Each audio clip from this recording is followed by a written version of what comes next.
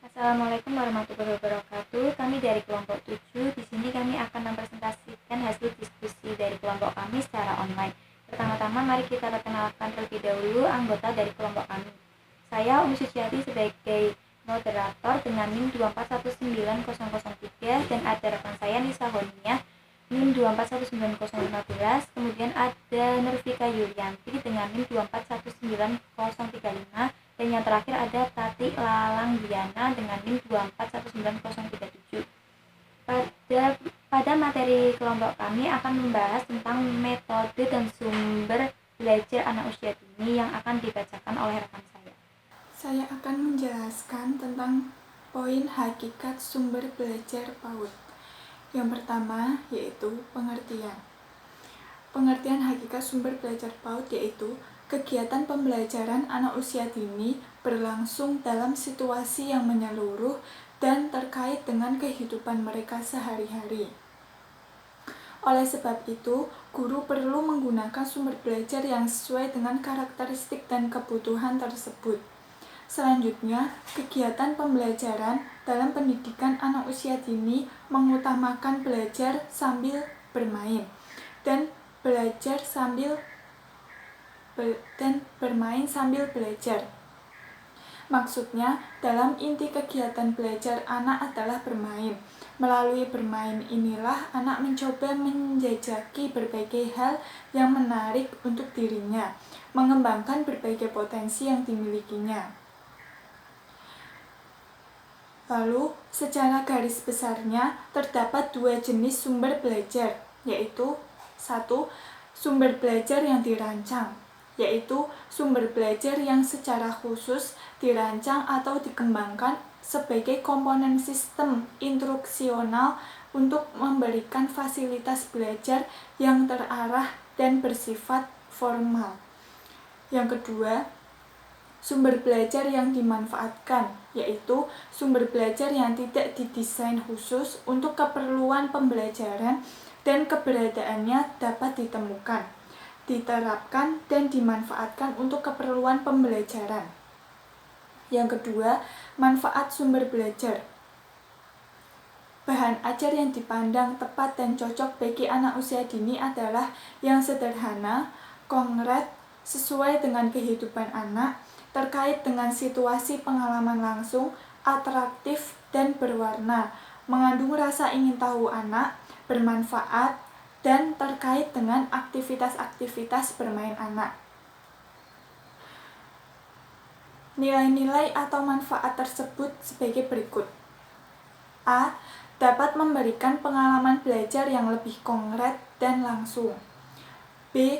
Ada kalanya guru harus menjelaskan mengenai hal-hal yang tidak mungkin diadakan, dikunjungi, atau dilihat secara langsung. C. Upaya memperluas wawasan anak melalui pemanfaatan sumber belajar yang merupakan nilai tambah yang lain dari sumber belajar. D. Sumber belajar yang dapat memberikan informasi yang akurat dan terbaru. E. Motivasi anak untuk belajar selalu menjadi fokus perhatian guru dalam pengelolaan kegiatan pembelajaran anak usia dini. F. Mengembangkan kemampuan berpikir anak secara lebih kritis dan positif. 3. Jenis-jenis sumber belajar. Terkait keragaman sumber belajar AECT atau Association for Educational Communication and Technology atau Asosiasi Komunikasi dan Teknologi Pendidikan membagi sumber belajar dalam 6 jenis, yaitu A. Melalui pesan. Pesan sebagai sumber belajar maksudnya adalah sebagai sumber informasi yang harus disalurkan oleh komponen yang lain yang berbentuk ide, fakta, pengertian, dan data. B. Orang atau manusia. Dalam belajar kegiatan anak ada kalanya guru perlu mendatangkan orang-orang tertentu yang ahli di bidangnya atau tokoh masyarakat tertentu. C. Bahan atau materials. Bahan yang dimaksud sebagai sumber belajar adalah sesuatu yang sering disebut media yang mengandung pesan untuk disajikan melalui penggunaan atau tanpa alat. D. D. Peralatan. Peralatan yang dimaksud di sini adalah sesuatu yang disebut media yang digunakan untuk menyampaikan pesan yang tersimpan dalam bahan, misalnya radio. E. Teknik atau metode. Teknik atau metode adalah prosedur yang disiapkan dalam mempergunakan bahan pembelajaran, peralatan, situasi, dan orang yang menyampaikan pesan. F. Lingkungan atau setting. Lingkungan sebagai sumber belajar maksudnya adalah lingkungan yang dimana pesan diterima oleh anak. Yang termasuk sumber belajar lingkungan ini antara lain ruang kelas, perpustakaan, dan lain-lain. Pengertian dan manfaat media pembelajaran. A. Pengertian media pembelajaran adalah proses komunikasi pembelajaran tersebut diperlukan wahana penyalur pesan. Proses pembelajaran pada hakikatnya merupakan proses komunikasi. Dalam proses komunikasi tersebut, guru bertindak sebagai komunikator dan untuk peserta didik sebagai penerima pesan. Dalam situasi pembelajaran di PAUD terdapat pesan-pesan. Pesan tersebut biasanya merupakan isi dari suatu tema atau topik pembelajaran. Pesan-pesan tersebut disampaikan oleh guru kepada anak melalui suatu media dengan menggunakan prosedur pembelajaran tertentu yang disebut metode. Media pembelajaran terdiri atas dua unsur penting, yaitu unsur peralatan hardware dan unsur pesan software. Unsur pesan atau software adalah informasi atau bahan ajar dalam tema atau topik tertentu yang akan disampaikan anak. Sedangkan unsur peralatan atau hardware adalah sarana yang digunakan untuk menyajikan pesan tersebut. B. Nilai dan manfaat media pembelajaran. Media merupakan bagian integral dari keseluruhan proses pembelajaran. Media pembelajaran merupakan salah satu komponen yang tidak berdiri sendiri, tetapi saling berhubungan dengan komponen lainnya dalam rangka menciptakan suatu belajar yang diharapkan. Nilai-nilai media pembelajaran sebagai berikut. 1. Membuat konkret konsep-konsep yang abstrak. 2. Menghadirkan objek-objek yang terlalu berbahaya atau sukar didapat ke dalam lingkungan belajar. 3. Menampilkan objek yang terlalu besar. 4. Memperlihatkan gerakan yang terlalu cepat. Pemanfaatan media pembelajaran. Pertama, memungkinkan anak berinteraksi secara langsung dengan lingkungannya. B. Membangkitkan motivasi belajar anak. Yang 3. Mengatasi keterbatasan waktu dan ruang. 4. Mengontrol arah dan kecepatan belajar anak. Jenis dan karakteristik media pembelajaran di PAUD. A. Klasifikasi media pembelajaran. Media yang terdapat di pasaran dan tinggal pakai tersebut dalam bahasa media disebut media by utilization. Sedangkan media yang dengan sengaja dirancang dan dipersiapkan sesuai dengan tuntutan kompetensi disebut media by design. Jenis dan karakteristik media pembelajaran pada umumnya. Yang pertama, media visual adalah media yang hanya dapat dilihat atau menggunakan indera penglihatan. Media visual dibagi dua, media visual yang diproyeksikan seperti opaque projection, overhead projection, slide projection. Yang B, media visual tidak diproyeksikan seperti gambar fotografik, grafis, dan media 3 dimensi.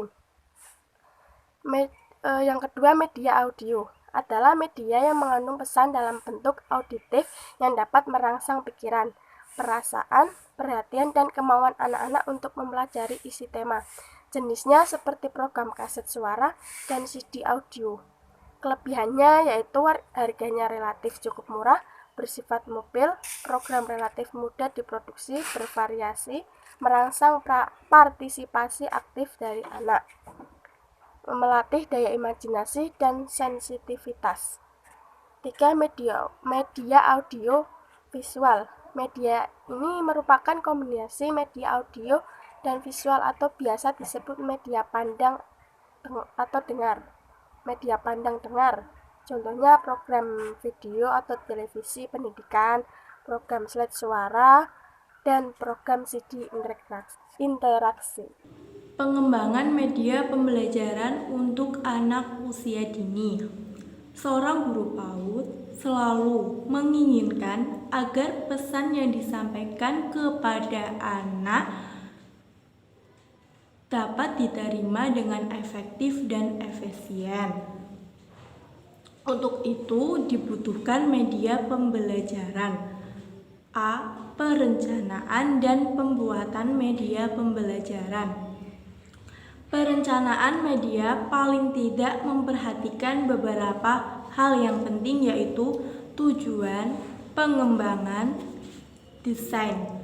Biasanya media yang dibuat pun sederhana, meliputi flip chart yang berisi lembaran kertas berisi bahan pengembangan materi yang tersusun dengan baik, digunakan sebagai penghemat waktu. Pesan yang disampaikan meliputi gambar, diagram, huruf, dan angka. Media papan karpet. Media visual yang efektif untuk menyajikan pesan-pesan tertentu pada anak. Digunakan untuk memasang dan melepas dengan mudah sehingga dapat dipakai secara berulang-ulang. Miniatur gunung meletus. Media 3 dimensi yang menggambarkan perwujudan benda secara nyata atau kenyataan.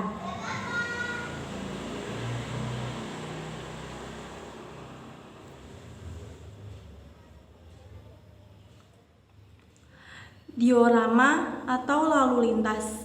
Media 3 dimensi dari suatu objek, kejadian, atau proses yang disusun sebagai simbol dan bahan-bahan nyata. Tujuan menggambarkan kejadian atau peristiwa secara nyata. B. Prosedur penggunaan media pembelajaran untuk anak usia dini. Penggunaan media pembelajaran dalam rangka pengembangan media merupakan tahap lanjut dari tahapan pembuatan media. Agar media dapat digunakan secara efektif dan efisien, ada 3 tahapan utama yang perlu diikuti dalam menggunakan media.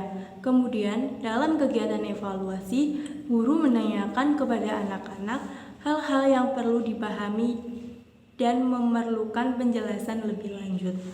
Terima kasih. Apabila ada kekurangan dan tutur kata yang kurang berkenan, mohon dimaafkan. Wassalamualaikum warahmatullahi wabarakatuh.